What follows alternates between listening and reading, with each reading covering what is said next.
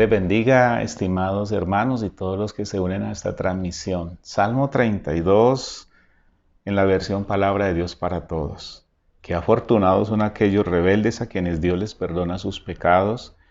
Qué afortunados son los que el Señor considera inocentes porque no mintieron en cuanto a sus pecados. Todos los días que seguía orando sin confesar mis pecados, me debilitaba cada vez más. Dios mío, tú hacías mi vida cada día más difícil. Llegué a ser como tierra que se seca en verano. Entonces decidí confesarte todos mis pecados, no escondí ninguna de mis culpas. Decidí confesarte mis errores, Señor, y tú perdonaste mis culpas. Por eso todos los seguidores deben orar a ti, y así, aunque estén en 1000 dificultades, nada malo les sucederá. Tú eres mi refugio, me rodeas y proteges. Por todos lados te escucho gritándome alegremente que tenga en cuenta que tú me has salvado. Te enseñaré y te mostraré el camino, te estaré observando y seré tu guía. No sea como el caballo o como el mulo sin entendimiento, a los que hay que sujetar con rienda y freno, porque si no, no se acercan a ti. Los perversos reciben muchos sufrimientos. En cambio, quien confía en el Señor está protegido por el fiel amor de Dios. Por eso alégrense y sean felices en el Señor. Alégrense todos ustedes, gente honesta. Amén. Qué gozo poder estar meditando en estos salmos que nos dan esa esperanza, esa confianza, que nos animan a no mantener nuestros pecados escondidos. En el devocional anterior hablamos acerca de cómo el salmista David, el rey David, escondió durante aproximadamente 9 meses una serie de sucesos pecaminosos en su vida que lo llevaron a estar en esta condición. Me llama tanto la atención el versículo que dice que mientras oraba todos los días sin confesar sus pecados, sentía que no tenía respuesta absoluta de Dios y eso lo hacía sentir muy mal. Hoy entonces el salmista nos da unos consejos para tratar con el pecado. Recuerden que estamos en el tema si se humillare mi pueblo.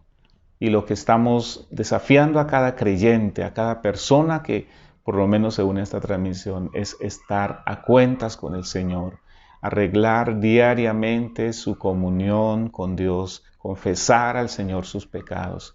Esto es algo que ha estado muy olvidado en la vida de los creyentes, pero es necesario recuperarlo porque la palabra de Dios no cambia. Entonces, ¿cuáles son los consejos? El primer consejo me dice la palabra de Dios en el versículo 8 que el Señor mismo se encarga de enseñarnos, hacernos entender y guiarnos por el camino que debemos andar, que Él tiene sus ojos puestos sobre nosotros. Te haré entender y te enseñaré el camino en que debes andar, sobre ti fijaré mis ojos. Ser conscientes, hermanos, que estemos donde estemos, en reunión de mucha gente, solos, en el más lugar apartado que estemos sin compañía de nadie, el Señor nos conoce, conoce nuestros pensamientos, conoce todas las intenciones de nuestro corazón. Entonces, que no vamos a tomar livianamente el que no nos están viendo, el que nadie se da cuenta, el que hago esto a escondidas y nadie lo sabe. El segundo consejo que nos da el salmista es que no imitemos al caballo o al mulo. Y estos dos animales tienen unas características especiales. Hace un comentario un señor, Pastor John Donne, y dice, según la naturaleza de estas dos bestias, los padres y los otros expositores dan dos interpretaciones. Yo voy a mencionar una nomás. Consideran que el caballo y el mulo admiten a un jinete, a una carga, sin discreción o diferencia, sin debate o consideración. No preguntan si el jinete es noble o villano, ni si la carga es de oro para el tesoro u hortalizas para el mercado. Y entonces estos expositores hallan la misma indiferencia en el pecador habitual a toda clase de pecado, tanto si es por placer o para beneficio, en fin, al fin y al cabo todos son pecados. Lo que en otras palabras nos está diciendo es que ser como el caballo, como el mulo, es ser sin discernimiento, ser indiferente, no importarme, ser insensible cuando el Señor está pidiendo que yo debo estar a cuentas con Él. Entonces, en el amor del Señor, el salmista nos dice en tercer lugar que Él usa el cabestro y el freno para sujetarnos, para hacernos volver a Él. Eso lo hace porque nos ama. Y muchas veces entonces cuando estamos pasando por las pruebas, yo siempre le aconsejo a muchos hermanos en la iglesia que cuando vienen momentos difíciles, enfermedad y toda esta clase de cosas adversas a nuestra vida, una de las preguntas que inmediatamente debemos hacer al Señor es: ¿tengo algo que arreglar con Dios? ¿Hay algo pendiente que yo no he confesado al Señor? Y ya en adelante podemos discernir y darnos cuenta y proceder de acuerdo a eso. No seamos, hermanos, indiferentes. La palabra de Dios, el salmista dice que para el impío vienen muchas dolores. Dios tiene que tratar con nosotros, Dios tiene que colocarnos en la encrucijada, nos tiene que encerrar y entonces para poder que nosotros volvamos a Él, dice la palabra de Dios. Muy bien, entonces cerrando ya este capítulo 32, solamente hemos hecho unos comentarios muy simples. Las 3 lecciones de cada día que nos deja este salmo. La primera es: no hay nada más precioso, más gozoso, más alegre, no hay nada más digno de celebrar que estar a cuentas con Dios.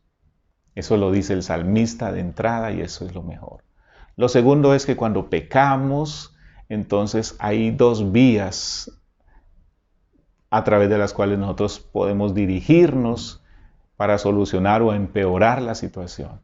La primera vía es esconder el pecado, ocultar el pecado.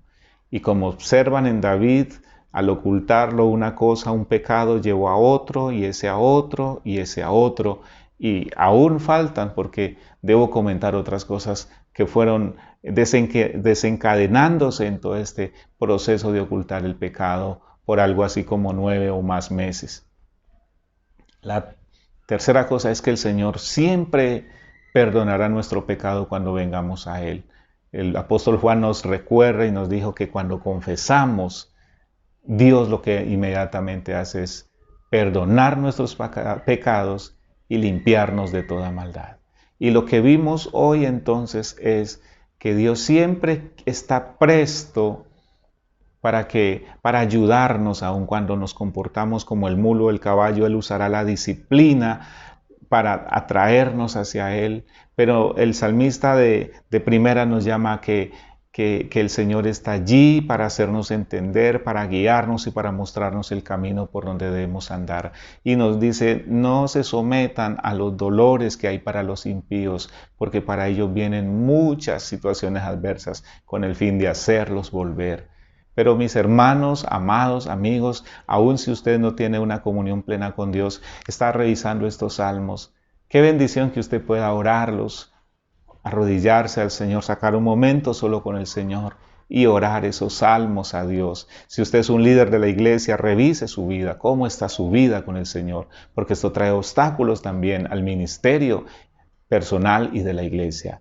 Mis hermanos, yo confío que estos consejos nos están ayudando para que empecemos a tener una relación muy buena con Dios, muy edificante con Dios, de mucha bendición para nosotros. Dios les bendiga.